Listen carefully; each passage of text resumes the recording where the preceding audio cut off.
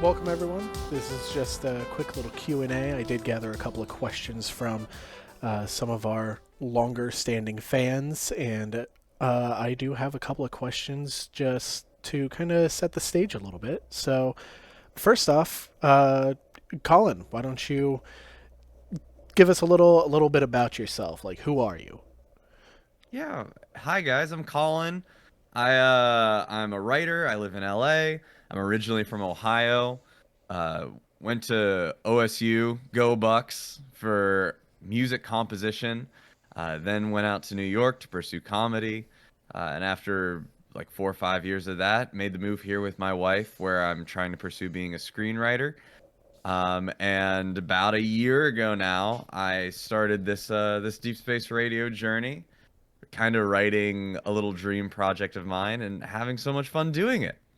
But I have like background in comedy and performing and writing and music, weirdly enough. And that's how you turn a person into the deep space radio boy.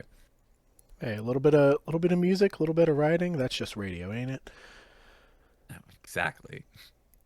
All right. So, for those who might be new, we did just get a huge influx of new people, um, or anybody who might not have actually listened to the podcast yet. Can you give us a little elevator pitch, a little summary of exactly what Deep Space Radio is?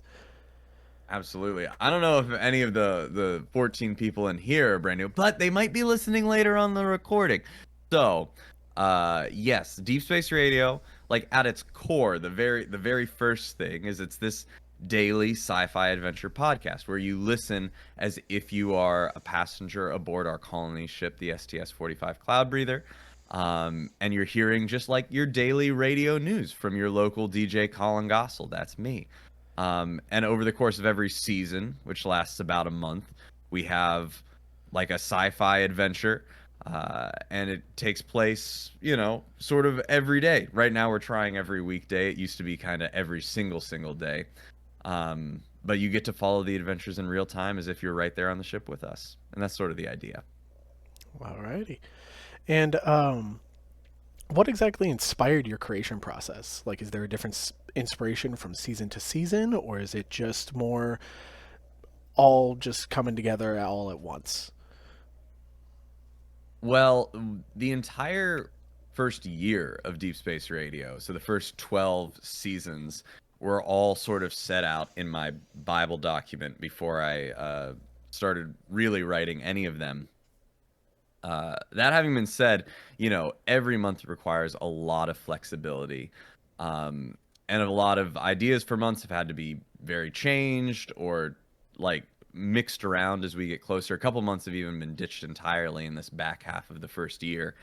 Um, but just sort of the entire thing, this idea for doing the show in this way, which is a little bit different than a lot of shows out there, was kind of inspired by necessity. Like I wanted to do something that would have an impact on social media and the kind of thing that you just haven't seen a million times before.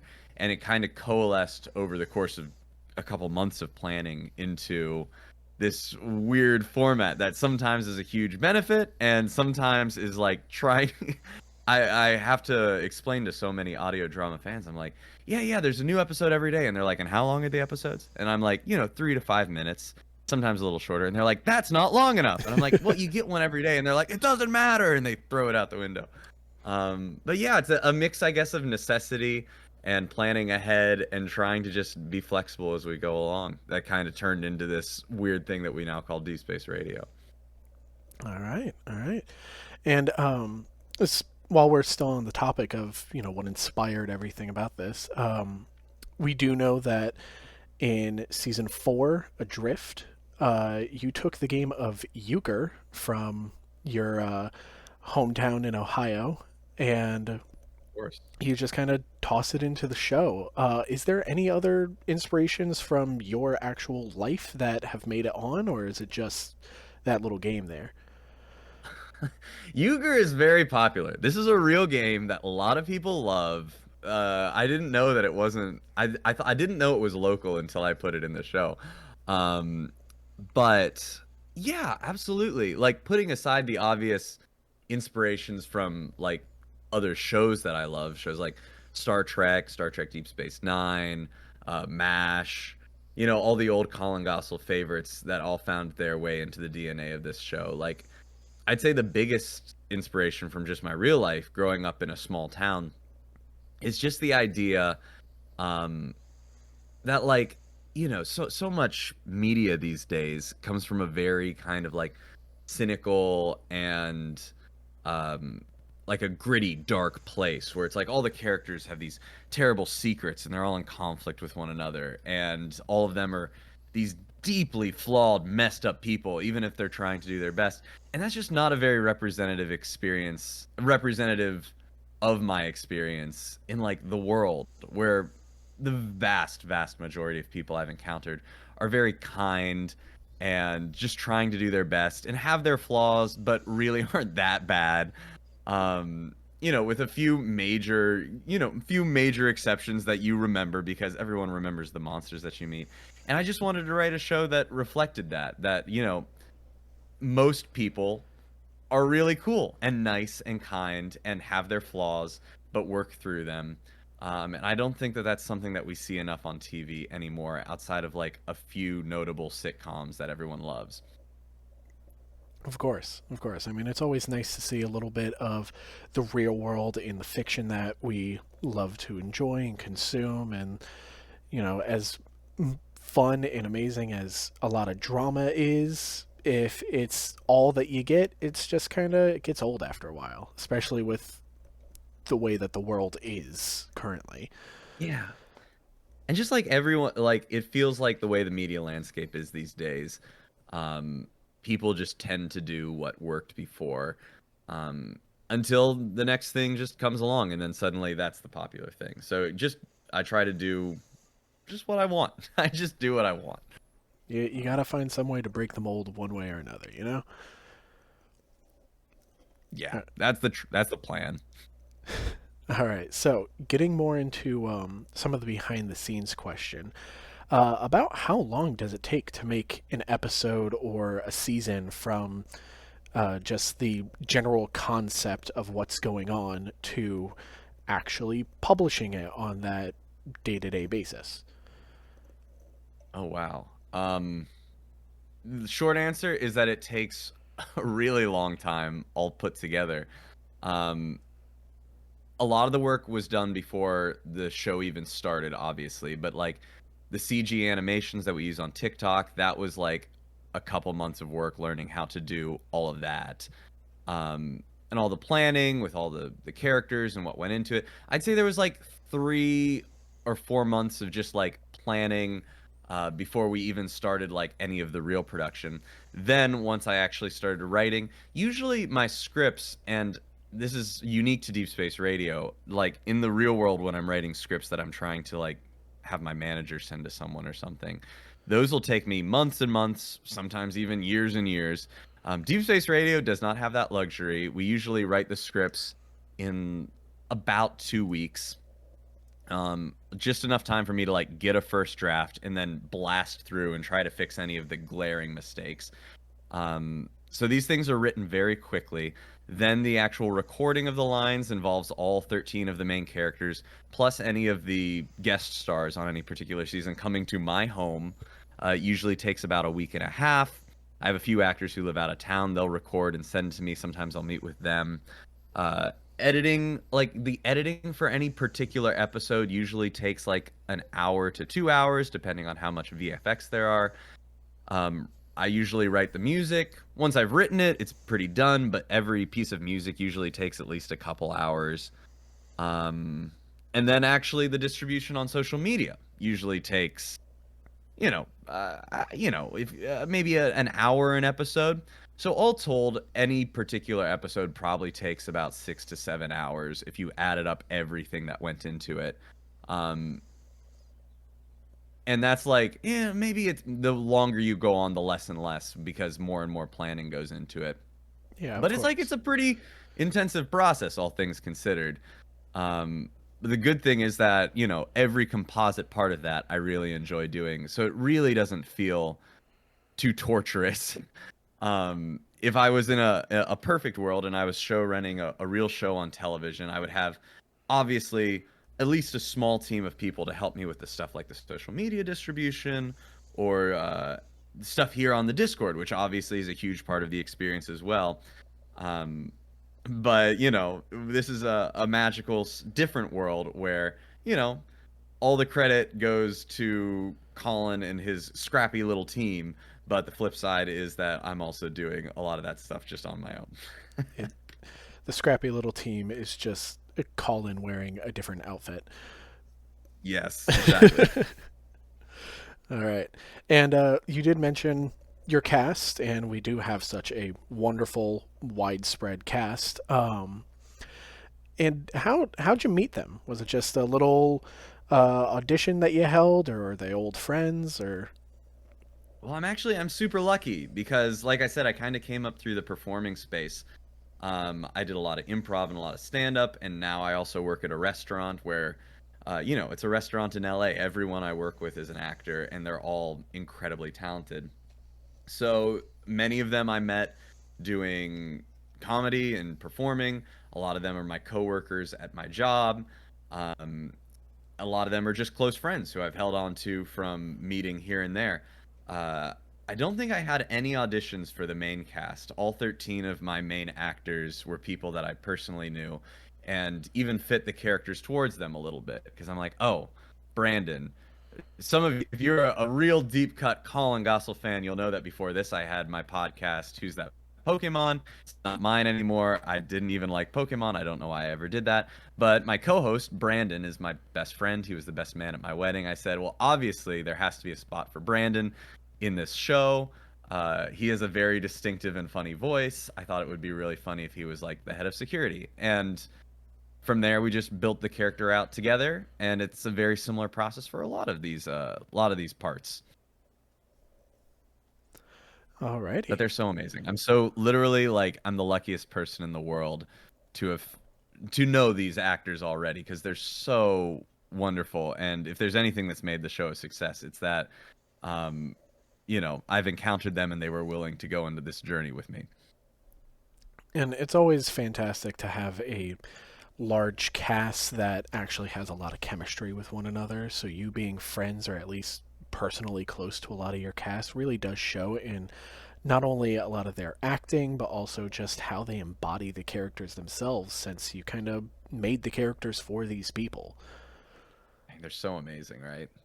It really like when I'm putting together the episodes, sometimes I'm like, I truly am uh sorry, that's my dog.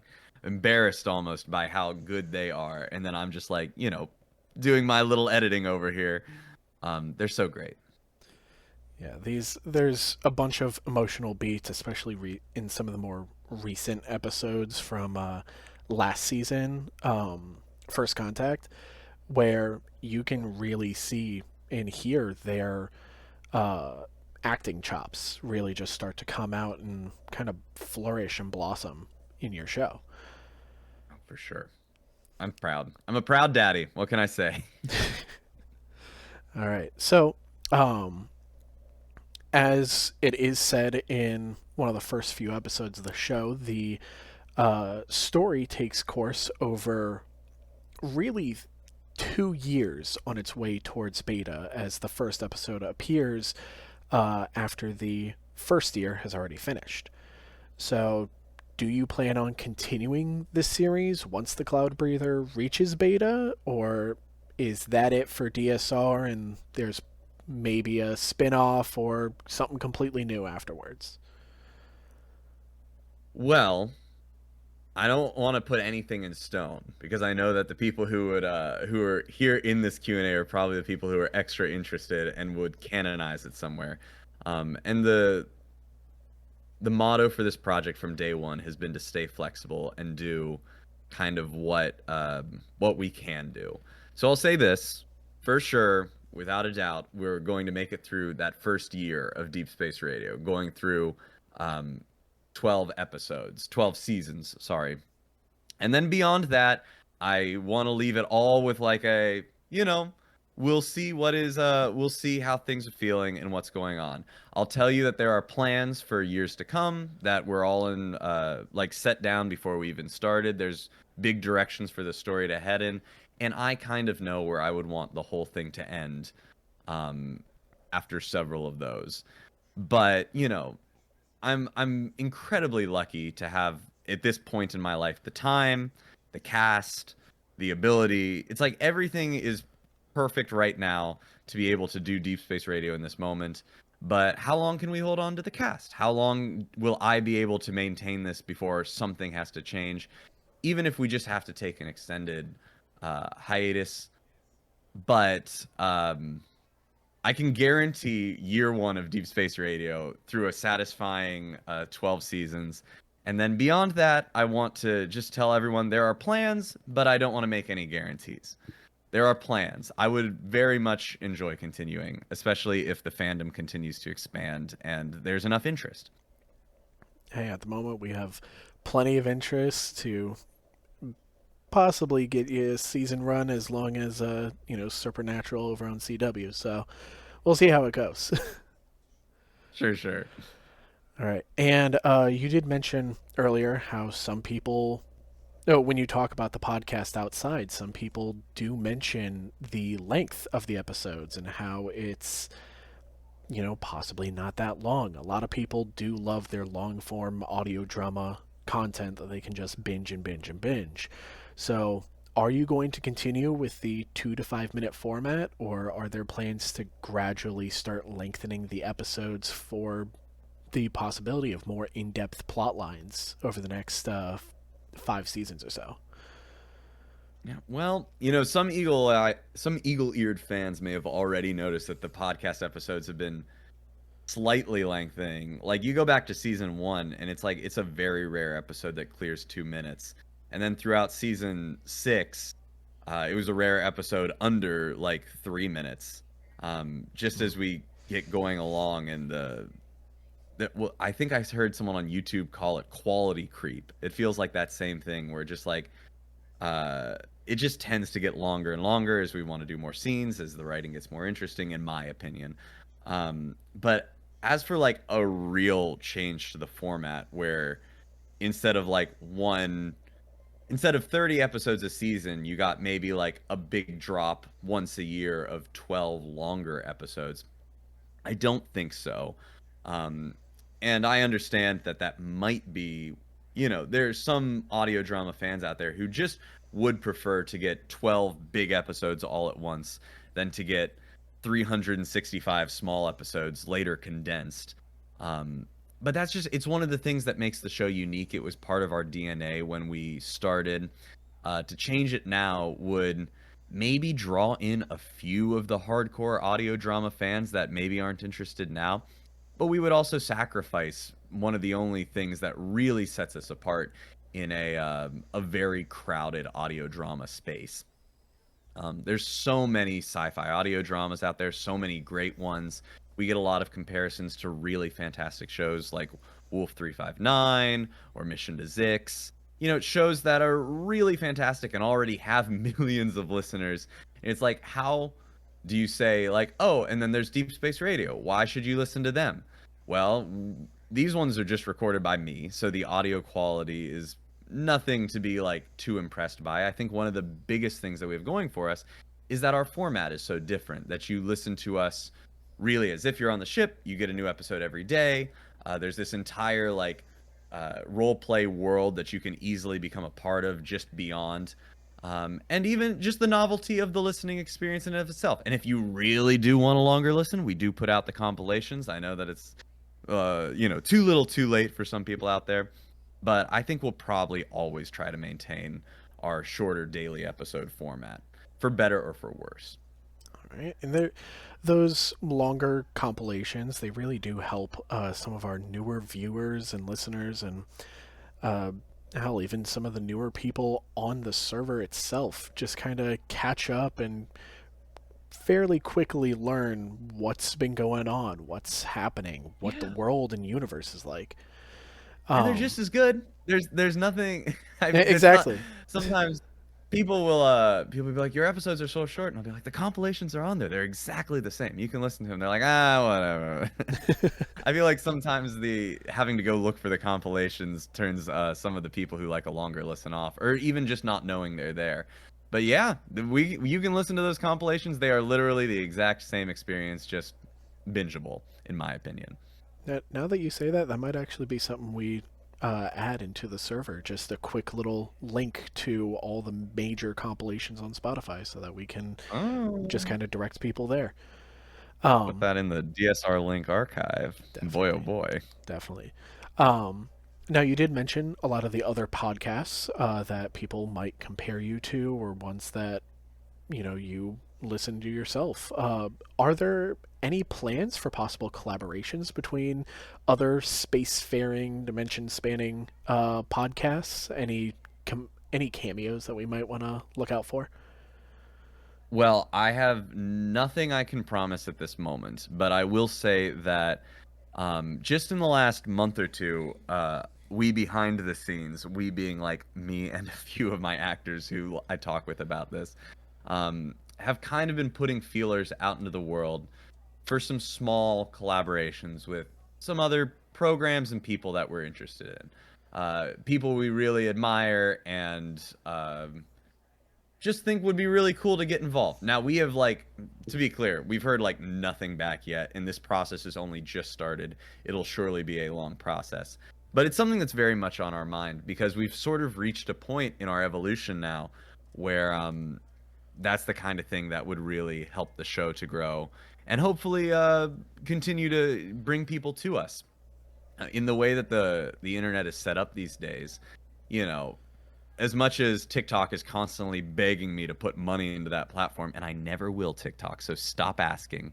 Um, the best way to bring people to you is from like tacit or implicit endorsements from people who you already trust online. It's like we all have these strange parasocial relationships with creators, um, and if a creator that you like appears or even reviews or just likes a show, it makes you excited to do it. I know I've done it a million times. I have a lot of people who I really love watching on YouTube or podcasts I like, and when they say, "Hey, I'm watching this movie," I'm like, "Oh, I like that guy. I'll watch that movie too." Even though obviously I've never met that guy and I don't know why they would even matter to me, but they do. It's just the way the world is set up these days. So, short answer, we're working on it. Long answer, it's a long process, and I wouldn't be too excited for anything in the super near future, but hopefully we find some soon enough. Yeah, hopefully we might be able to get a feed swap from another podcast that maybe even you enjoy. Exactly. Love these feed swaps. Got to make it happen. Of course. All right, so moving on to some of the more story-based questions within the world of DSR. Yeah. And this does include a couple from the fans. So first off, Yes. when you were initially writing, making your oh, what'd you call it earlier? Your Bible. Um, Yeah. when you were first writing the Cloud Breather, did you have an image in mind, or was the CG stuff that we see on TikTok just an asset pack they had lying around? A very savvy question. A very savvy question. I'll say, the design of the Cloud Breather is very similar to like my approach to the world building as a whole, which is that like the actual outside of the ship, like the big hull, that was like that's asset pack. Like I went online. I had sort of a rough idea and I found a some assets in the Creative Commons that tried to match it as closely as I could for not very much money. Because all of this is trying to be done on the smallest budget possible to create the best product possible. But the inside of the ship, the room, the DSR studio that you see on the TikTok, that was painstakingly designed, with even some original assets that I made. Not many, but like the outside of the ship, that was like boom, boom, boom, sure, sure, sure. This is science. It's a spaceship. Yeah, you get it. And then the inside was like, yeah, yeah, but like what would this room look like? What are the characters like? What's the feel and the vibe inside the ship? I'm so much more interested in uh the characters and what life would be like for these people than I am in like the questions of like the ship, how does it move, where does it run. It's like I'm not a scientist. I have ideas, I can make stuff up. But really, as I'm sure that fans of the show are also keyed into, it's like the most interesting thing to me, and hopefully to most of you, is like these characters and their lives and how it intersects with these sci-fi adventures, more than the hull, you know. Like, how does the hull stay together? I don't know. Science. It comes together with science. So the inside of the ship took literally like 2 months to design, and then the outside, you know, was just an asset pack. All right. I mean, that is the best part about sci-fi in general, is that not only is it science, it's mostly fiction. So it's all just kind of made up one way or another. It might have some bases in what we already have, but all in all, everything's made up by someone at some point, you know? And of course, I do try science quest. I try pretty hard to at least, you know, make the science interesting.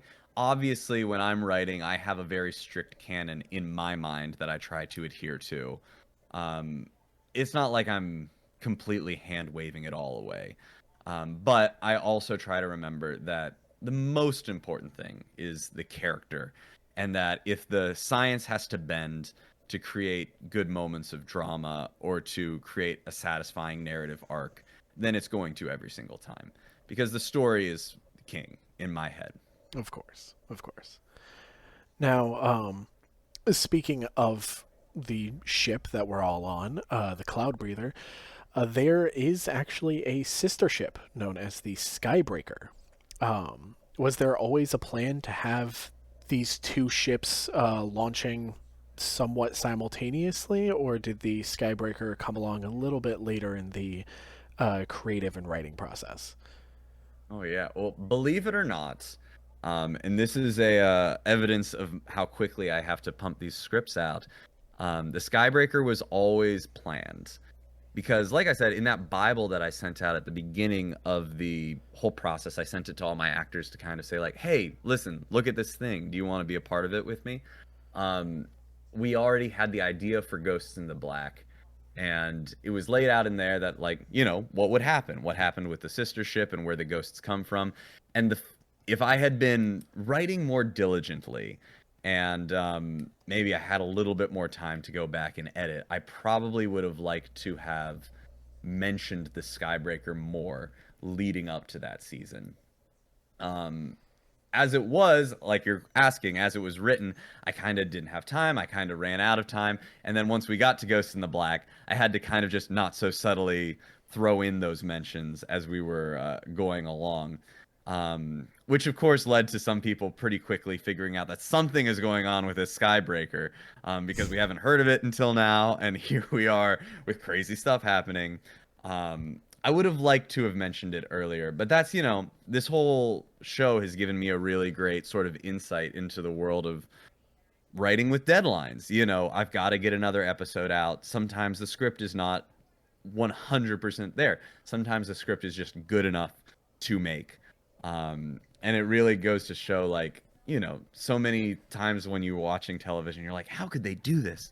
How are they not able to catch that they should have mentioned this earlier, that they should have done this differently? I imagine a lot of the times it's just like this, where it's like, yeah, I really should have done that, but, you know, I had deadlines to hit, and it had to be what it was in the moment.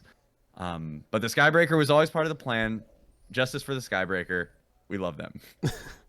Hey, you know what? At least in the future, if you do want to continue on with the DSR universe, you could even make a little spin-off about what was going on the Skybreaker before season 5 of the original show. You know, just a little. Be a sad spin-off. Oh, We'll see. everyone Maybe. loves a good It sounds tragedy. cool. Everyone loves a good tragedy. You know, Titanic is a There you go. wonderful example of that. Hmm. Yeah, maybe we'll see. I never We'll want see. to close any doors on anything. All right, so now let's get a little bit more into the characters of this absolutely beautiful world that you've built. are there any little things that you can tell us about the characters? You know, just hobbies, likes, dislikes. Give us a little insight into their day to day life when stuff's not going crazy on the ship. Oh yeah. Well, I mean, oh boy, yeah. There's there's so many of them. Let me see. I'll just give you a few. Tell you what, I'll give you a few. Now, Tier, you know what would make this a lot easier? You give me just a few characters, and I'll tell you a little tidbit about them. Maybe we don't have to do all 13, but just a few of your favorites, perhaps. All right, all right. Well, you you mentioned Officer Maxwell with your best friend Brandon, so you might have a little bit more information on him in general. Okay, well, I don't want.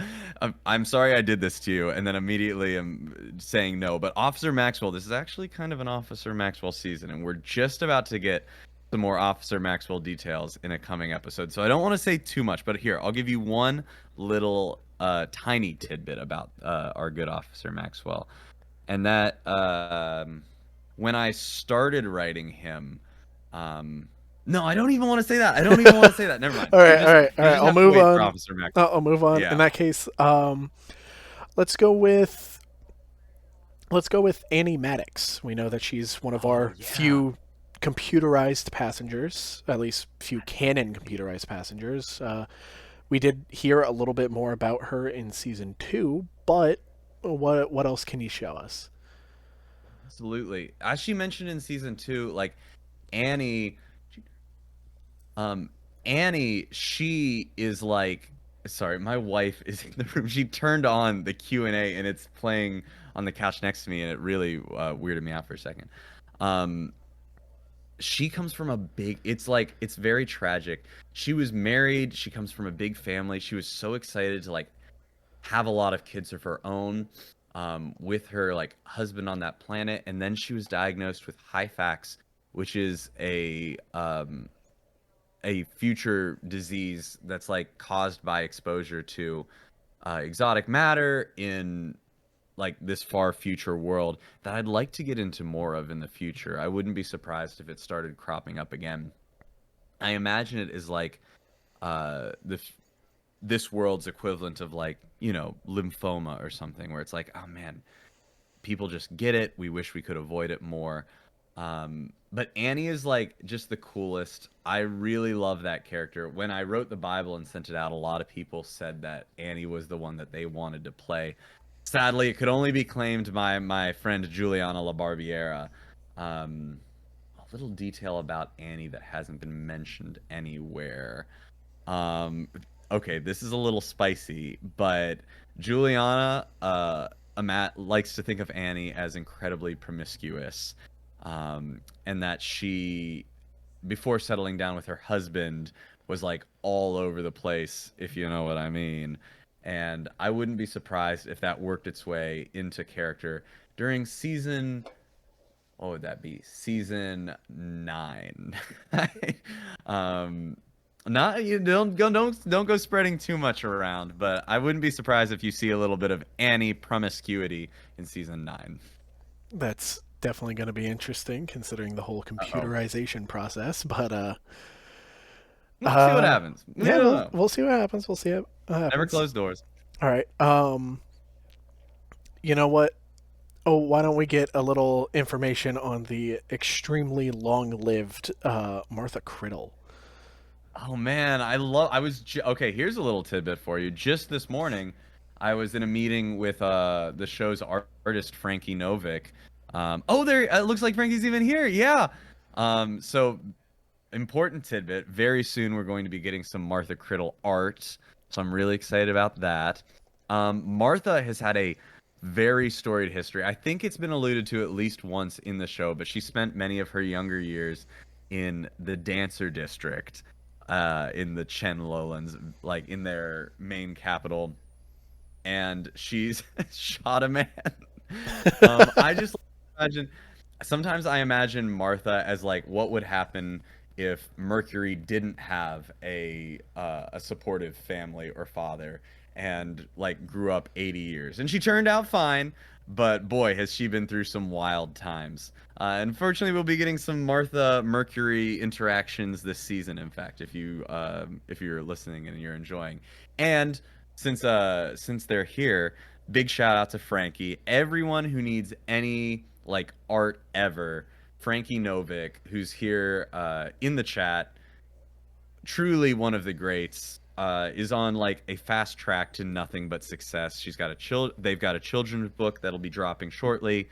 Um, I don't know how shortly that is, but they're really one of the best artists that you can find out there. So look them up online. Yep, and they are also linked in every single episode at the very bottom of the description on Spotify. So if you do want to look at them, be sure to look for their name at the bottom of the descriptions.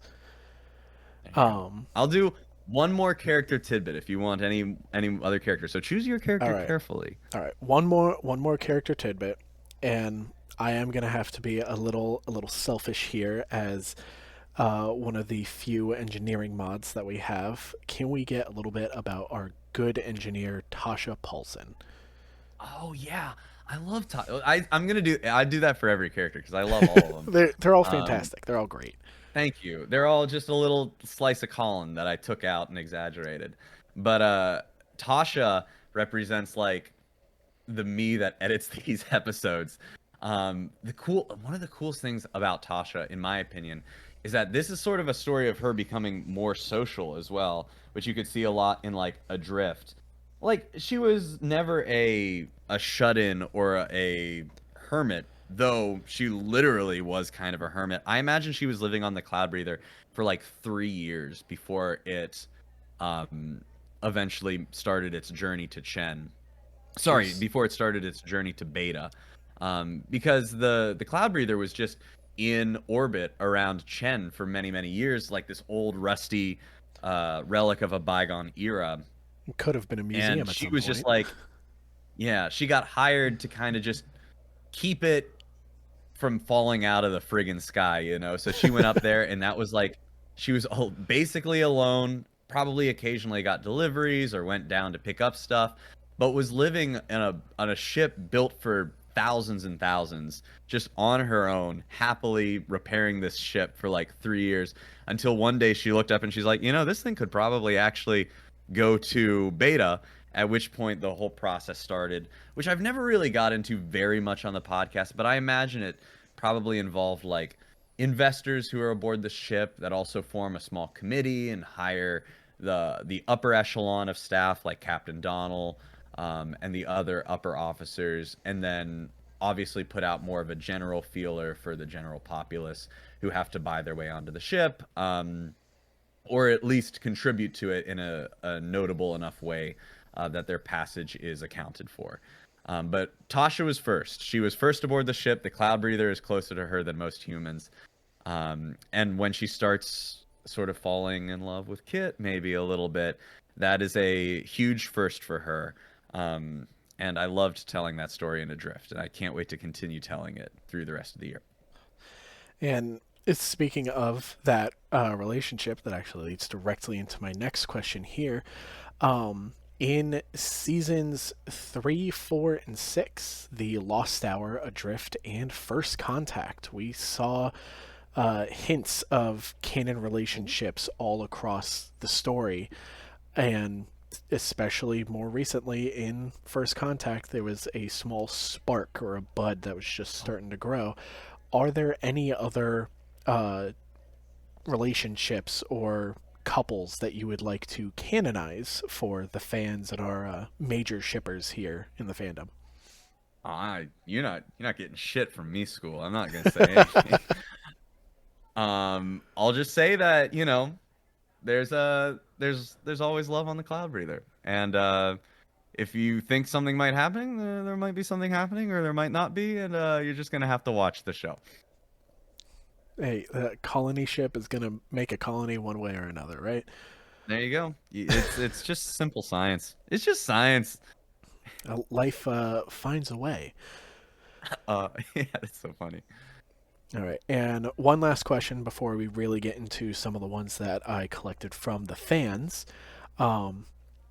did you always plan for it to be as interactive as it's gotten, or was that just a result of the general fandom space and being an audio drama? Well, this was always part of the plan. Um, but the degree to which it has become, integral to what Deep Space Radio is has just been a product of, seeing what works and what makes people excited, um, and loving it and leaning in. Our first couple months 1 and 2, we didn't even think of ourselves as a podcast. I was really pitching it to all of my actors. I was saying, don't call it a podcast. It's a social media experience. And we were trying to just kind of like blow it up on TikTok and Instagram and YouTube. And I put it up as a podcast almost as an afterthought, truly. But, like I said, and like I've already mentioned here a couple times, the motto from day one, like I was telling the actors, is like, we are being flexible. We pivot if we see something is working or we feel that something is doing better than another aspect of the show. We're not going to be ashamed. We're not going to try to like plant our flag in something just because that's the original plan. We're going to pivot towards what works. So going into month 3, many of you noticed there's a real jump in audio quality, and that is a direct result of us realizing, like, we tried to say it wasn't a podcast, but I think this is a podcast. We're doing a podcast. That doesn't mean we can't post it in other places, but it feels like we're just fighting the natural inclination of this thing. The instant we did that, I feel like the show got better. We started picking up more momentum on TikTok. And then what really made a huge difference to us is when we finally hit 1,000 followers on TikTok. It took us like 4 months, which is not long in the grand scheme of things, No, but definitely felt not. really long in the moment. When we finally hit 1,000 followers and we could post our link tree, then it felt like, oh, now we have a link tree. So it's a lot easier to say, like, go check out our Discord, go check out the Passenger Manifest, things that we had always kind of wanted to do. But like the Discord was up since November, and it was just me and Mulvey and like 3 people. Frankie was on here. And then as soon as like we made that first post about the Passenger Manifest, people poured in, and suddenly it felt like people were paying attention. Yeah, I And then remember once it seemed like, sorry, one more time. I was about to say, like, I remember when I first joined the server, there was a couple of huge influxes where you could tell, hey, one of the TikTok videos went absolutely viral, and as Mira just said in the chat here, it was definitely the DSR Dark Ages before we even had Yeah. a mod team or a proper like roleplay space. So And you guys, those of you guys were here at the beginning. Like when you got here, it was just like general chat, space travelers, and then like one channel for every deck. Like deck 1, operations, that was it. And then very quickly, when we expanded from like 8 members up to like 300 in 3 days, it's like literally people would be doing it, and I would just be over there in the Discord in real time, being like, "What do we need? Do we need a bridge? Okay, I'll make us a bridge. There should probably be a place to put fan art. I don't know." But I'm trying to every step of the way with this follow what people are excited about, what people enjoy, what are the aspects of Deep Space Radio that people are resonating with, and crucially, what feels good for me as an artist to help facilitate. We want it to click both of those boxes. I'm not just going to do whatever gets me the most fans in the moment, but certainly if I've got 300 people who are like, hey, I love this world, I want to be role playing in it more. I want the role play to be more serious. I want to have like a more fun time here in this thing that you've made. I'm like, yeah, absolutely. Let's make that part of what this show is even more than I imagined when we started. That having been said, once again, in this Bible that I keep referencing, right at the very end, I make a very point of saying, like, we want our audience to feel like they are part of this world and they're excited to like role play in it. The original plan was more just to role play in the TikTok comments, but the Discord has been such a huge part, and I'm so glad that it's become what it is. yeah, and even with these 2 most recent hiatuses, with all the events and stuff that our wonderful mod team has been putting together and really just kind of facilitating, the Discord has just kind of become its own canon adjacent beast that allows the community to not only interact and talk about the show as it gets posted, but we are quite literally in this world. We've made some canon decisions that are just for the Discord, but as we learn more throughout the show, things do get changed. They evolve. We try to stick with the story as much as we possibly can, and from a lot of us, just thank you for giving us this nice little spaceship shaped playground to kind of mess around in. No need to thank me. I think everything here is just so creative and wonderful, and it's everything like I could have dreamed of. Like every day when I get on here and I look briefly through all of the channels and see what everyone's up to, I'm just like wowed and impressed and so grateful that you guys would choose to bring your creativity to this world. So truly, I'm the one who should be thanking all of you. Amazing stuff, guys. Well, with that, that actually does lead directly into some of our first fan questions. Ooh, fan questions. Yep, fan questions. So you did mention that you do pop in and look at a lot of the roleplay channels from time to time. One fan asks, do you ever read any of the plot lines? And if you do, are there any that you'd like to shout out? Okay. I glance over many of them. I wouldn't say I follow any of them incredibly closely, just because it's kind of hard to find where they're happening for someone who's not deep in it sometimes. Um, I've noticed a few stories. I followed Saren a little bit. I was looking at their story last month. Break Saren out. LD's Yeah. plotline with the Broken Mirror arc. with the family, the otherworldly family that came in and was like infesting engineering's minds and taking control of their bodies. I got to take a chance to look at that last season when I just reached out to some of the players and I was like, hey, I'm about to do this end of season broadcast. Are there any like really cool plot lines that I could like shout out? And they sent me like, here's another thing. Some of these things are hidden away in like threads, Oh, and I don't yeah, even yeah, know yeah. that they're real. So I don't know. Some of them I'm like, I hear about these plot lines and someone will send me like a thread of all the links. I'm like, oh my gosh, there's like a novel happening behind the scenes here. It's so cool. But yeah, I wouldn't say that I follow any of them as much as I would like to, because every time I glance at anything, I'm always very impressed. But it's a little hard to track them down. And as I mentioned before, I'm so busy just dealing with the business behind the scenes. That unless something gets mentioned to me specifically, usually I'll kind of just let it live on its own. Yeah, and if any of you listening in the future, or hell, even some of our live audience right now, if you would like to look at and follow some of these plot lines that we have going on here, definitely look at threads. I know that at least LD, I think Styx even made their own thread that has links to the entire story of their arc. But We should put somewhere, not in the podcast zone, but somewhere else, a channel that's just links to like notable threads and stories. oh yeah, yeah, Um, just a super thread for of later. this is the entire story arc of this one character. Feel free But it gets to tough do too that. because then it's like, oh, everyone's gonna want their thread in there, and there's literally 1,050 people on the server. I don't know. We'll figure something We'll out. We'll figure figure it out. something We'll out. figure it out Yeah. later. All right. Anyway, So, with that on the roleplay side of things, do any of the canon characters know about any of the absolute insanity that happens here on the server?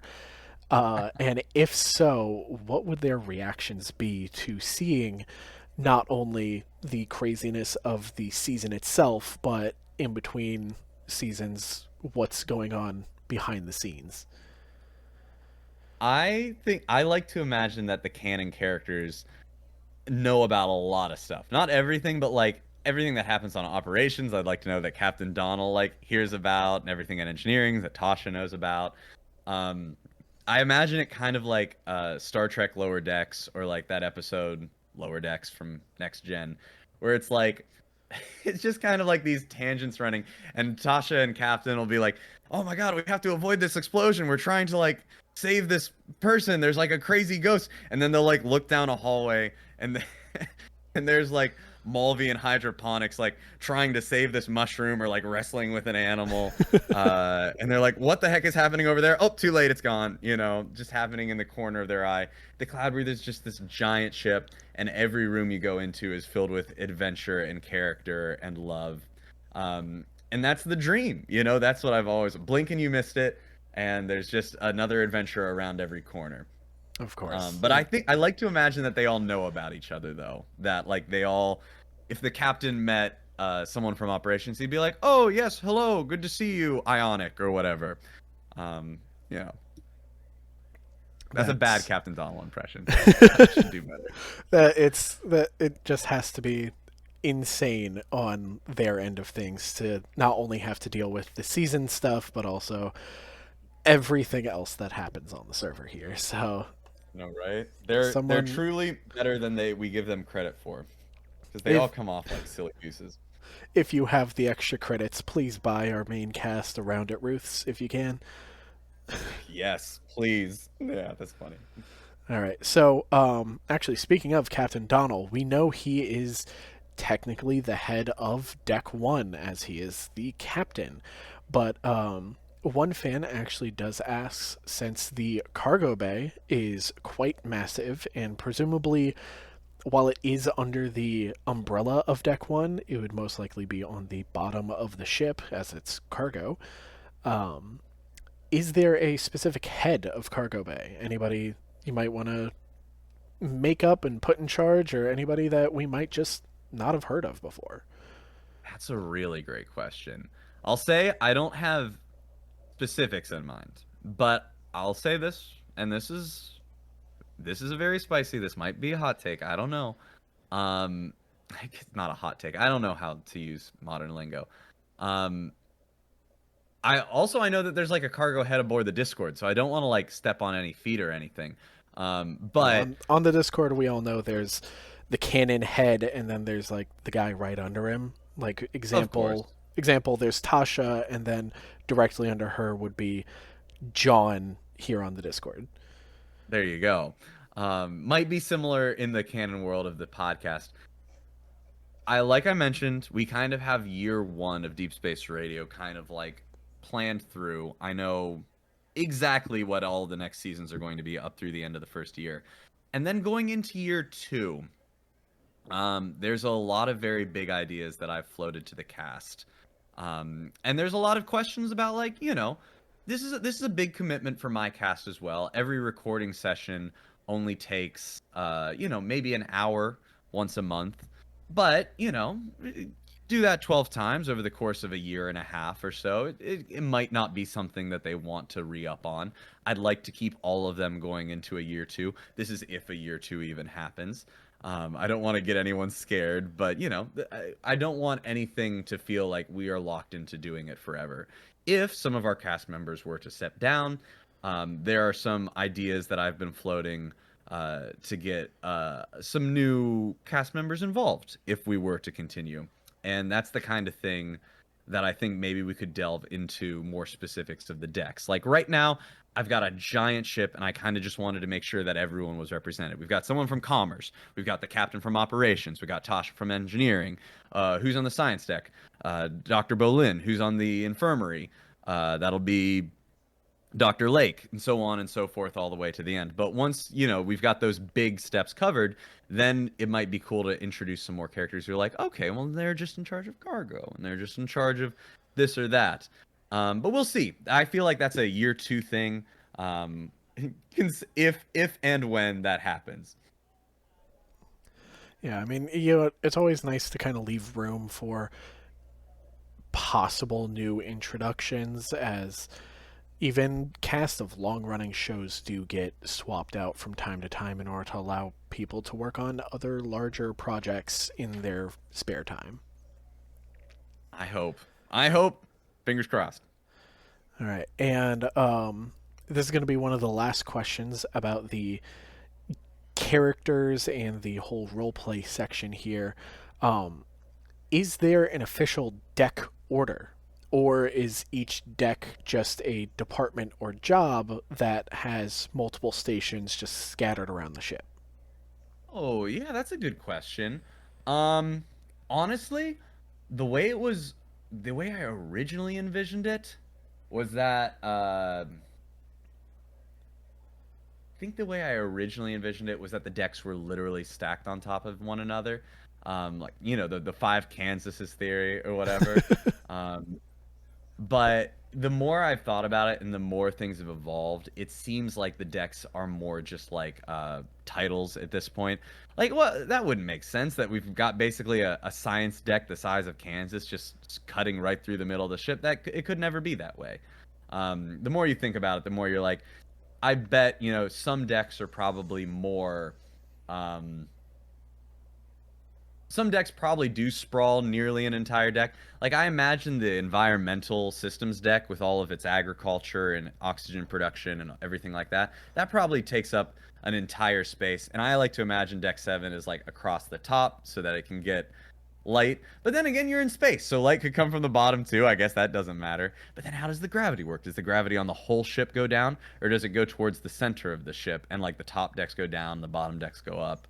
This is the kind of thing that you start to wonder about, and then at some point I'm just like, Colin, you don't have time to wonder about the gravity. You have to figure out Tasha's emotional arc for this season. It's Because the if the emotional science arc of the isn't sci-fi. satisfying, no one cares what way the gravity goes. I imagine they're all kind of mixed together. Is my long story short. All right, all right, and just just so that people who might not know of the Kansas theory, um, just a quick little overview. For a while now, people have been wondering exactly how large this ship is, and as a kind of joke answer, people started saying it's the size of Kansas because it's a giant ship with most likely millions of people on board, and in order for everything to fit and go on in some sections not even know about it, the size of Kansas is about the an estimation that we gave. Yeah. And with the way that at least the Discord's set up, it does make it look like there are 7 Kansases stacked on top of one another like a cake, hence the I thought that was very Kansas funny. theory. So um all right, moving on here. All right, these are up next. We do have fan questions about just the general creation of the show itself. Earlier, we Okay. did speak about how you've got such a widespread cast of characters, 13 in all, including special inclusions or little cameos here and there.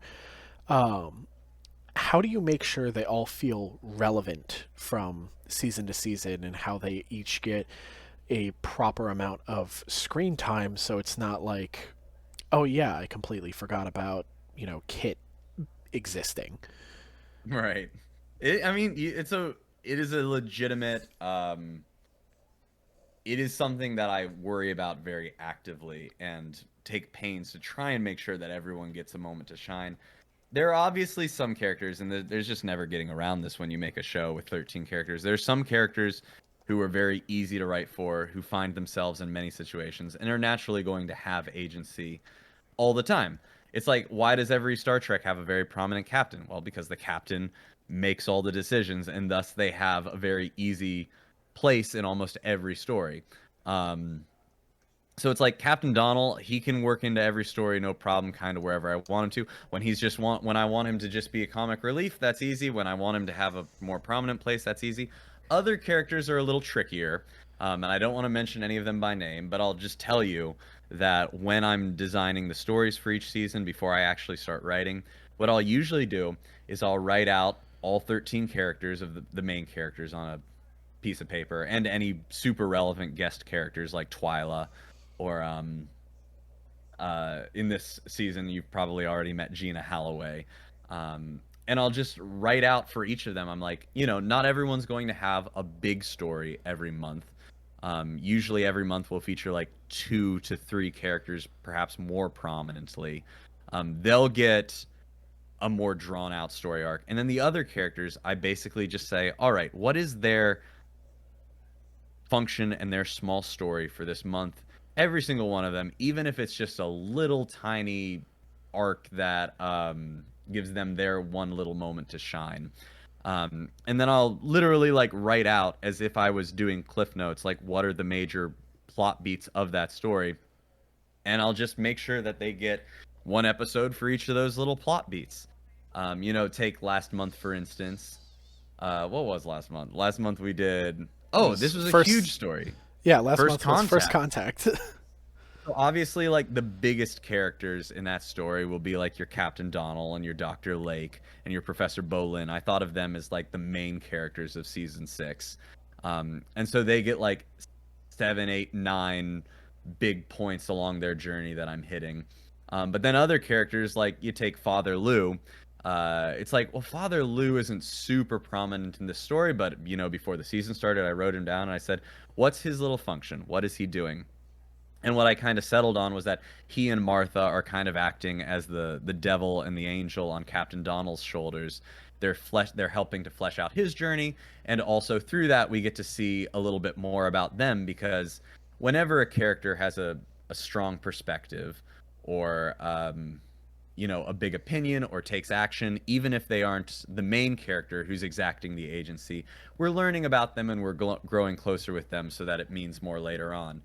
So Martha and Lou both had a bit of a backseat, maybe plot-wise, but we got to see that Martha is more idealistic and maybe even a little bit more naive about like what it means to be in leadership, whereas Father Lou, even though you typically imagine someone in like a religious function to have a more the more idealistic view of things, like his religion specifically, the celestial direction, is very comfortable with the idea of moral ambiguity, because ultimately we're all trying to achieve the best possible direction, the best possible function. And so it was fun getting to write him as the guy who is like, well, Captain Donnell, you have to make sacrifices if you want to be in charge.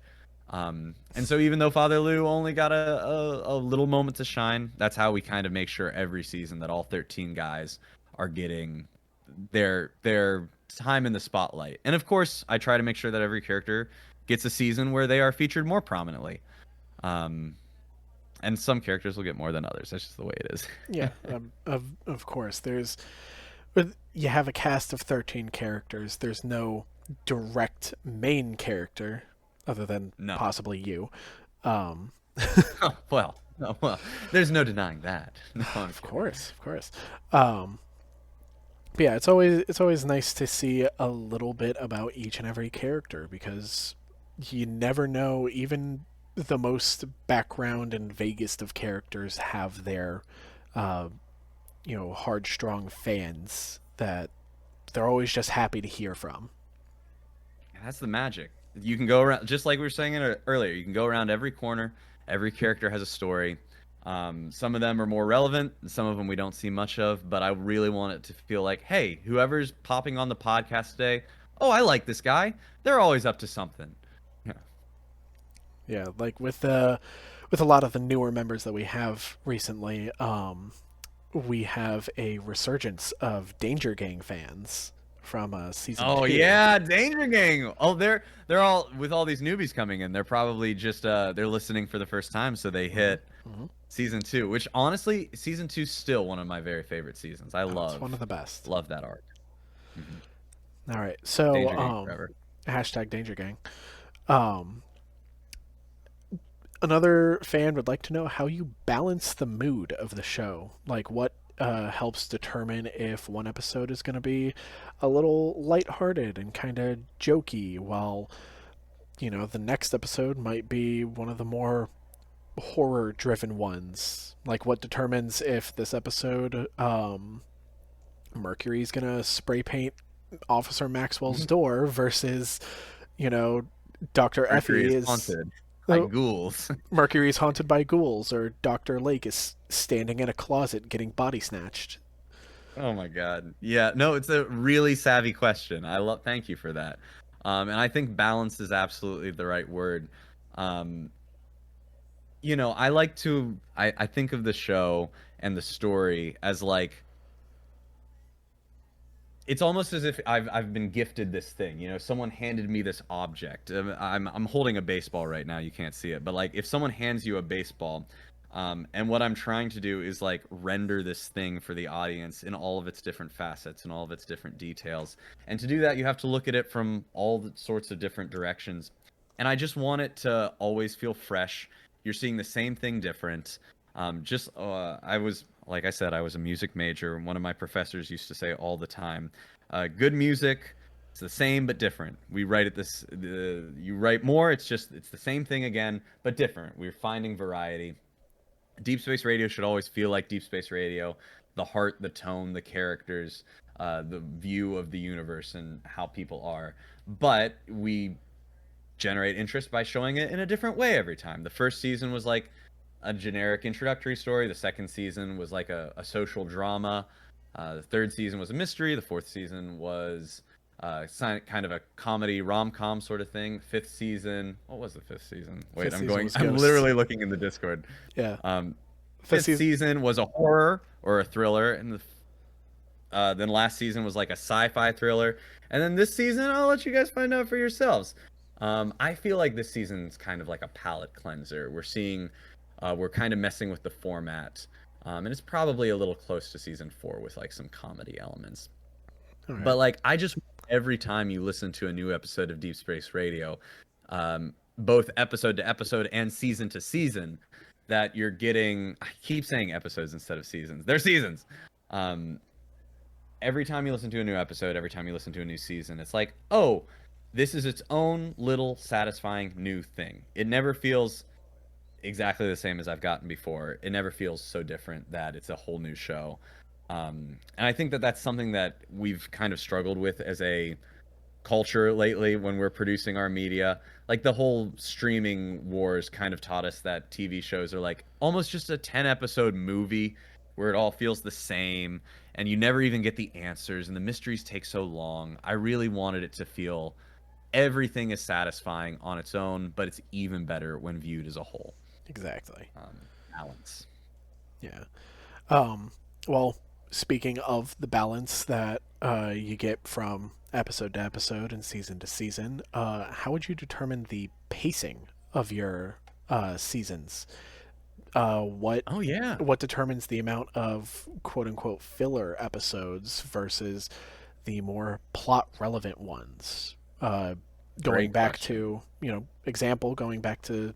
season 2 with Twilight and Mercury, how do you balance between, all right, this is Twilight and Mercury causing mischief with the Danger Gang versus, the big whole court scene where Twyla is now interrupting Captain Donald. When do these things happen, and how much fill do you put? Yeah, it's a really good question. Once again,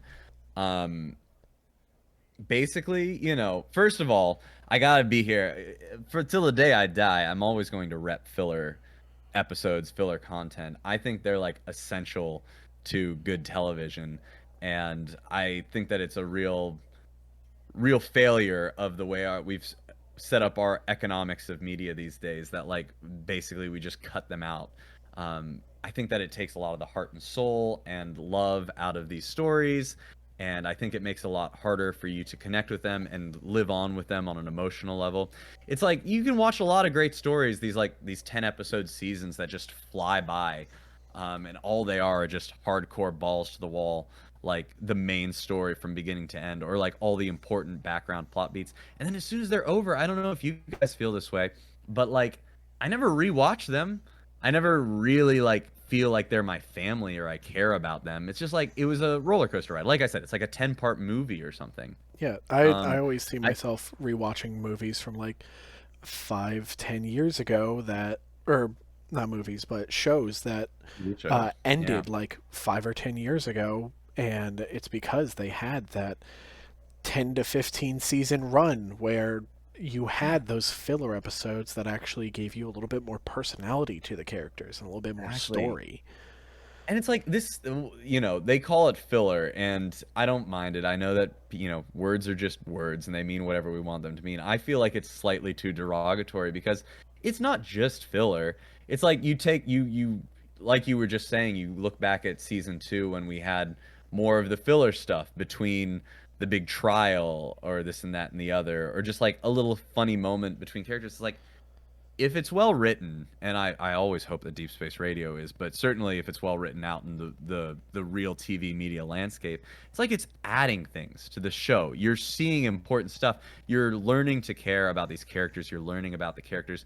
And later, when that character is featured in a more high stakes plot line, or they get the A story, it's going to matter to you because you've been through shit with these people. Like you've been there with Father Lou as he helps Mercury get one over on Officer Maxwell.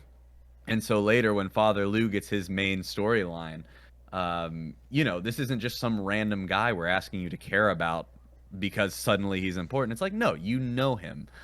You know all these people. And not only that, but like you also feel a connection to this world and these people. You care about the whole thing more in general because it doesn't feel like an artifice to deliver a plot. It feels like a world where a plot is happening. That having been said, all that having been said, that was all just preamble to the actual answer to the question, which is that what I'll basically do is I'll chart out, 31 to 32 episodes. Sometimes it's 33, sometimes it's 30. That's just a feel of the moment kind of thing. And I've written a billion scripts in my day. I'm an aspiring screenwriter in Hollywood. So I'll just chart it out the same way. I'll say that if I was writing this story as a episode of real television, where you watched it all over the course of an hour, where would the major act breaks be? Where would I place these major events in these characters' stories? Like Twyla going rogue at the end of the trial, like that would be my big, that'd probably be like my second act break, or that would be my big midpoint. It would be like halfway to 3/4 of the way through, somewhere in there. And that's where I place it in the days, and I use those as like my big anchor points. And then I do that same kind of thing with all of the other stories, just to a lesser degree. The same way I said I laid out, like, here's Father Lou's minor plot line. I'm referencing Father Lou a lot in this Q&A. I just love Father. Hey, Father Lou fans, get a shout out. Father fans, there are going to be more of you. I think next month's going to be a big month for Father Lou. Spoiler alert. Not this month though. Not this month though. Anyway, Father Lou has these 4 major plot points that I need to hit for his minor supporting story in this month. If I was writing an episode of television and we were following Father Lou, like where would these happen in that? Like I'd be like, okay, well this one has to be in the first 10 minutes because we're setting up his story, and this one would have to be probably like at the act break of 1 because it like sends him on the journey or whatever. And then this one's like his dark night of the soul, so it should probably take place going into the final act or whatever.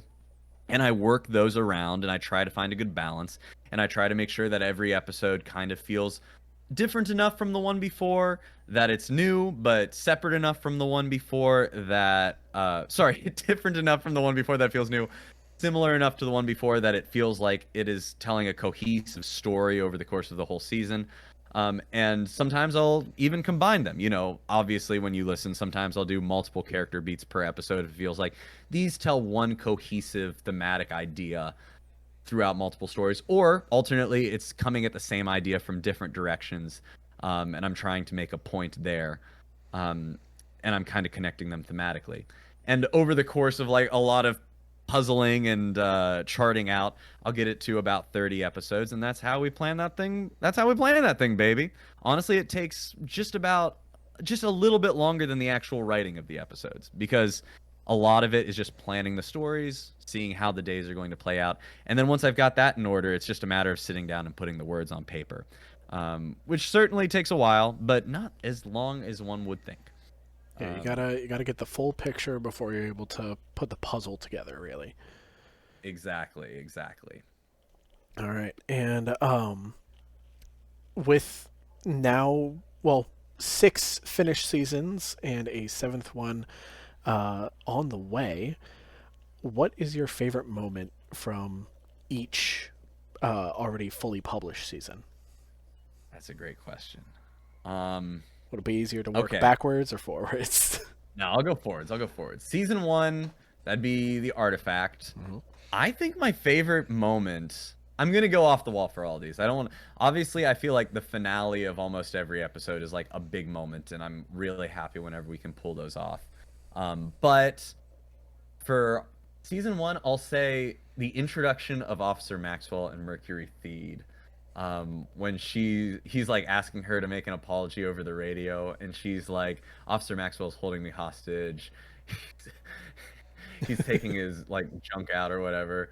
I love that moment. I was making this all for the first time, and I was a little bit like, oh man, I hope this all works. I hope the episodes are good. Hearing that episode, I think it was like episode 3, with Kate, who plays Mercury Theed, who's one of my favorite characters, and of course my good buddy Brandon, who's playing Officer Maxwell. Hearing them do that scene and feeling like, wow, this is actually really funny, it made me feel for the first time like this is going to work. This is actually really good, and it can only get better from here. Season 2, Cyberchild.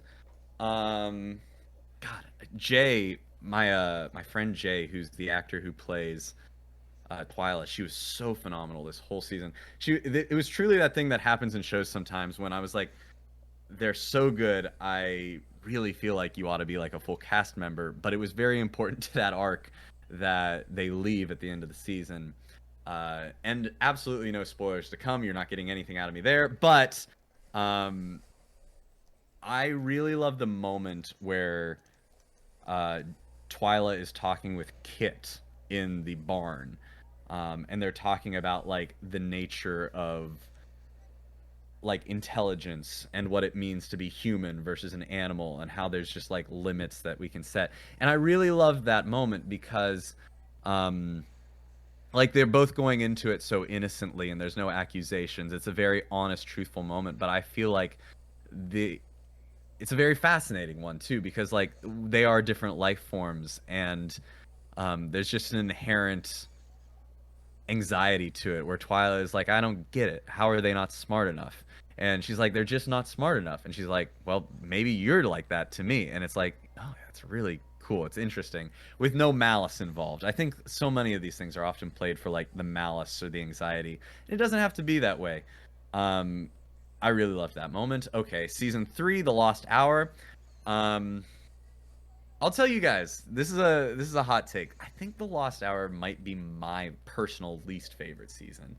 Um, What? I know, it has its fans, and I'm glad. Something We for everyone in this show. we got so much little Um, character development in The Lost Hour. yes, and it was also the first season where I feel like our production value jumped up to kind of comparable to where it is today. It's a good season. I stand by every season. I like them all. That's just the one where I wasn't completely satisfied with how some of the character arcs turn out. That having been said, there's a lot of really great stuff. Um, I guess one moment that I'm really proud of, well, aside from Martha walking in on Kit and Tasha, and then everyone forgetting about it, which I really liked doing. I think that's very tickly. I really liked that. But other than that, there's the moment where um,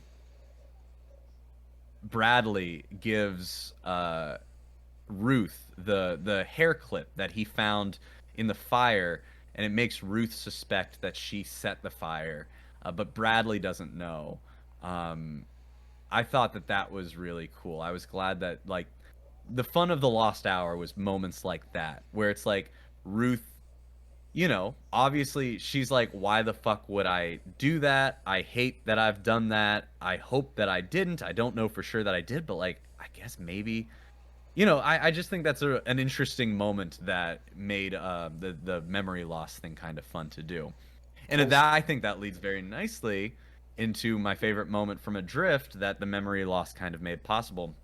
This is just a fun moment that you can do as a writer that you can't do as much um, in other non-sci-fi situations. There's this conversation that Kit has with Martha where Kit and Tasha are obviously having problems, but no one on the ship knows that they're dating, because the only person who found out is Martha. Martha got to keep her memory, but everyone else's minds get wiped, and we as an audience know that. So you're watching this conversation where Martha is giving advice to Kit about like whether or not it's worth it to pursue things with Tasha. And Kit is trying to talk about it in a vaguer sense, a more general sense. Martha knows that they're dating, but she's trying to hide that she knows, even though she does know. And we as the audience know all of this. It's just like there's like multiple levels of dramatic irony going on, and it just makes for a very sweet scene where once again, my favorite scenes are always the one where like everyone is well intentioned and you get to see these interesting character dynamics play out where no one has any malice, but the nature of the world, or at least the nature of this world, is that it still makes for very like interesting things that we haven't seen before. Like that is a scene that you don't get the chance to write very often, um, but it was a lot of fun. Okay, uh, Ghosts in the Black. Oh, I loved Ghost in the Black. I had a lot of fun doing this. There were a lot of really good Favorite dramatic scene? moments. A lot of dramatic moments. Oh, jeez. Um, let's see. The knocking on the door with Mercury, I thought was a lot of fun to do. I was glad that we could pull that off. And then honestly, I think my favorite moment, I said I was gonna kind of avoid finales, but I think the finale of Ghost in the Black just worked really, really well with Mercury like going to the other place and talking with this guy. Oh no, the lamb moment was really good too. Oh God, the Um, lamb. the lamb and talking with like the Skybreaker through the lamb. I thought that's it. That's the winner for me. Oh, Um, Ghost in the Black was a brilliantly done season. If anything, I would say production quality wise, Ghost in the Black has to be one of the better ones, at least in my Thank you. opinion, because Very sweet of you to say. it really does kind of up the ante from everything else that's been going on. Yeah. I wanted it like right around this point, like I said, we're doing this first year. There will be about 12 seasons. So right around here, Ghost in the Black First Contact is where I want it to start feeling like, oh, like, you know, shit is kind of getting real. And it doesn't have to stay at 10 for the rest of the year, obviously, but this is where we start getting into some adventures that feel a little bit more like we're getting into meat and potatoes of these characters. Loved Ghost in the Black. Really loved First Contact. Um, I love this story. God, my actor who plays Dr. Lake, Lex Lorraine, she's so good in this role. She absolutely, I kind of surprised her with it. I was like, hey, this month you're going to kind of play two roles, and one of them is going to be very different. And she knocked it out of the park. She did so well. I think my favorite scenes in general from this um, season are definitely just all of the conversations between the captain and Margot, because I just found this so fascinating that Margot is this being that is so smart and kind of above us as a species, but she's still interested in Captain Donnell specifically because she can tell that he is the one way in which Margot is not um more advanced than us is like emotionally and sensitively, artistically. And that is what Captain Donnell excels at. And he is in charge of this ship. And she sees him as like, little baby life form, playing chess with a grandmaster. And that fascinates and tickles her. And I had so much fun writing those scenes where he had to like kind of rise to meet her at her level. And she was kind of just like toying with him, but even that toying was a sign of respect that she wouldn't give someone like Bolin. And both of the actors did so very well. It was a joy to write and a joy to listen to them, and I'm so glad they turned out as well as they did, in my And opinion. First Contact was also absolutely amazing here on the server side, as it really did bring out quite a few story events for people to roleplay through. And honestly, the events where we had where Margot broke out, and we all had to kind of figure out what she was doing here on the server. At least So on my fun. end of things, since I was running the event, it was just a lot of fun, and people really seemed to enjoy the kind of semi-horror aspect of it, and that did eventually lead to some of the plot lines here on the server actually getting changed around. Some characters got really affected by these events, and it was just all around absolutely amazing on both ends of the I mean, spectrum there. you did such a good job with this school, and that's the dream. Is that like, you know, if this is the role play world, then the podcast is like the dungeon master, and we're Hmm. we're providing this world that'll help influence your choices and your journeys. And I know there's a lot of people on the server who are deeply in love with the podcast, others who are here more just for like the RP elements. And no matter what you do, I just hope that this world is providing those opportunities, and I really hope that we have some other ones that are really fun like that this season too. I'd love that to be the norm every season. Hey, keep for those of you listening, keeping out at the season event calendar. We do have a couple of roleplay events coming up fairly soon, within the next couple of weeks, I believe. Get excited. All right, and to round off this hour and a half that we have here, um, how'd you do it? What really gave you the courage to take this idea that you've been building in your head for a while, finally hit record and post it all over the internet? And do you have any advice for anybody aspiring to be an audio drama creator? Oh yeah. Okay. Well, I feel like as far as advice for aspiring audio drama creators go, the thing that literally, you ask anyone who's done anything, they'll always give you the same advice. I'll say it too. Just do it. Just do it. Just get out there and do something. Doesn't matter if it's small or big or whatever. It's like to have done something is better to have done nothing. When Deep Space Radio started last November, coming up on a year now, um, like no one was listening. Just do it. No one was listening. We had like literally 100 followers on TikTok. It took us 6 real world months, 4 seasons to get up to 1,000, and it was slow going. There was no one here on the Discord. Truly, like barely anyone was listening.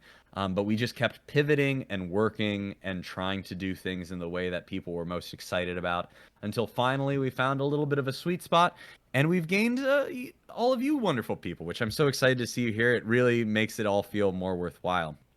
That I even said, getting that out of the way. Everyone knows that to do something, you have to do it. A more important piece of advice, or maybe just a less often heard piece of advice, would be like, I would say, if you're doing this on your own back, be nimble, be flexible. We've all heard audio dramas before. We've all seen a million pieces of media out in the world, whether it be on social media or on more mainstream outlets. It's like, don't hold yourself to any of that. Just do the show that you can do. Deep Space Radio is designed specifically to play to what I am able to do. I can write music. I can do this one little CGI background. I can edit audio, and I have actor friends. And using this format of like the radio show, though, to be fair, with every passing season, we drift more and more towards like just regular scenes with dialogue. But like, you have to be ready to do whatever it is that you are able to make happen. Like, I work at a restaurant where I basically beg them to only give me 4 shifts a week. And yeah, I might not have all the money in the world, but it gives me the time to be able to do a show like this.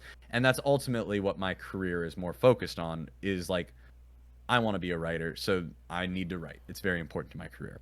But if you are just like, someone out in the world who has a regular 9 to 5 job, and maybe you want to do an audio drama, not so much because you're trying to turn any heads as a writer like yours truly. You just love the format and you want to make great art. That's amazing. Absolutely do it. Do not do it. Just do the version of it that you can do. whatever that looks like. Maybe it's just one single 60-minute episode. Maybe it's 10 episodes that are shorter, just really try to meet let the show meet you where your life is. And then if you're going to continue doing it, don't be afraid to change and pivot and do what's working better. Because it really doesn't matter what you're making. That's not true. It totally matters what you're making. What matters more is that you're making the best version of what you envisioned that brings you the most joy. Burning yourself out ain't going to do it. Yeah, Yep. like I see in the chat right there. Yeah, and then what inspired me to like take the leap and do this whole thing, and how did I do it? Well, I'll be frank, I had a lot of practice doing a lot of things. Like I said, I've been writing my entire life. Like wrote my first little stories in the first and second grade. Wrote all through. I was doing stand up in high school. I was the editor of my comedy magazine in college, and then I went to New York, and I was thinking of myself as a comedian, but I was still writing scripts, features, pilots. There was one week where I wrote like a pilot every day for 5 days. It was like a social media thing that I did. So it's like I've been just writing. And then I moved to Hollywood, and I've been lucky enough to find a little success here. I found a manager. I feel like my work is at a high enough level that I could kind of just make something. And with Hollywood kind of being in a very strange place right now, I was just like, I need to do something that people actually see. I've written enough scripts that are for me and my manager and whichever execs we get to read. I want to make something that directly appeals to the world, to audiences, that people will actually be able to enjoy and spread around. I feel like I'm good enough. We always feel like we're good enough, but I did feel that way. So I designed this thing where I could do all of the composite parts except for that rare thing that I needed to find. Obviously someone who's just a million times better than me, like our own Frankie Novick, to do some of the art, because God bless my hands, they can't create anything like that. Yeah, those hands are made for typing, not for drawing. Exactly. A little piano perhaps, but drawing is just not the forte. But anyway, it did, at the time I knew it was going to be a huge undertaking, and it has been a huge undertaking, and it's like, even at times it's been a surprise what a big undertaking it is. Like when the Discord started becoming so huge that it became basically another big thing that I made sure that I have to check in with on a more regular basis. Like, I wasn't expecting that so much. I hoped that people would find their way to the Discord. I didn't know that it would be like a big part of my job. So I'm not going to stand here and say like I was expecting all of this, but I was prepared. I've done many projects. I've produced many shows. I've podcasted several times before this.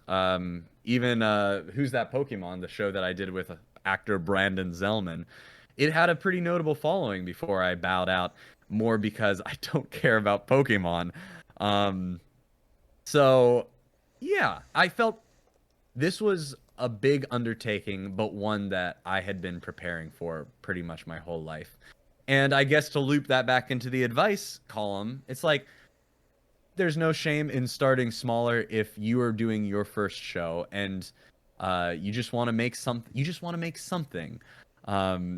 You never have to say, well, Collin Gossel, he designed Deep Space Radio, and it's a multimedia experience, and it has a new episode every day for an entire month, and he's got like 7 seasons going and a whole Bible set beforehand. Like, I practiced all of that. This has been a long time coming with many years of practice. And even though I give very youthful vibes, I'm also a little older than I think some people imagine. I just turned 33 a couple weeks ago. So it's like, I feel like an old man a lot of the times. I'm a guy who's already seen some of the world. I don't know. That was a long and rambling answer. Did anything good come out of that? You tell me. Yeah, if anything, it does remind me of this one quote that I've seen popping around in mostly the art space on websites like Twitter or X or even Reddit, where you don't need to make something good. You just need to Yes. make something, and then Oh, yes. the good part will come later. Just put it down, make it happen. You can always refine it as it goes on. 100%. That's exactly it. And like, I mean, Deep Space Radio, like I've said 9 times already today, but like the philosophy going in was very much like, hey, we're not going to wait for this to be perfect. We're going to start doing it. It's going to start, it's going to happen, it's going to be real, and we're going to pivot. And that isn't just a pivot towards like formatting. That's also a pivot towards like, oh, we're going to try to make it better. It'll try to be better and better. And listen, I'm so glad you're all enjoying, and I'm so glad that you all love it. But like I said, these scripts have to come out very quickly to meet the deadlines that we've set for ourselves here. If this was like an episode of TV, the time that you were given to actually do it would probably be a little longer, not much longer, but a little longer. And if this was just one of my spec scripts that I was writing to impress people or I was sending to my manager, it would take months to develop like a good story. So like every season of Deep Space Radio is a perfect example of more important than making it perfect is just making something. We are getting a story out there.